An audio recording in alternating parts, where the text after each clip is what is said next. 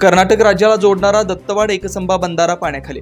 धरण क्षेत्रात सतत पडणाऱ्या मुसळधार पावसामुळे शिरोळ तालुक्यातील दत्तवाड येथील दूधगंगा नदीच्या पाणी पातळीत वाढ होत असून आज दत्तवाड एकसंबा हा बंधारा पाण्याखाली गेला। दत्तवाड एकसंबा हा बंधारा महाराष्ट्र कर्नाटक राज्याला जोडणारा बंधारा असल्यामुळे या मार्गावरून मोठ्या प्रमाणावर वाहतूक सुरू असते। दरम्यान नदी पातळीत वाढ झाली असल्यामुळे नदीकाठी असलेली गवताची कुरणं व पीक क्षेत्र पाण्याखाली जाण्याची शक्यता आहे।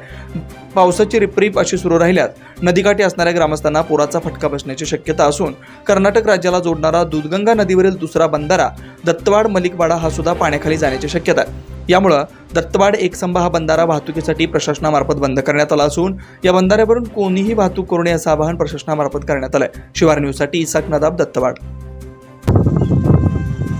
रोडवर असणाऱ्या बारका बंधाऱ्यावर आज दिनांक 4/7/2024 ईस्वी रोजी पाण्याची पातळी वाढल्यामुळे बंधाऱ्यावर पाणी आल्यामुळे रस्ता पूर्णपणे बॅरिकेड लावून बंद करण्यात आलेला आहे।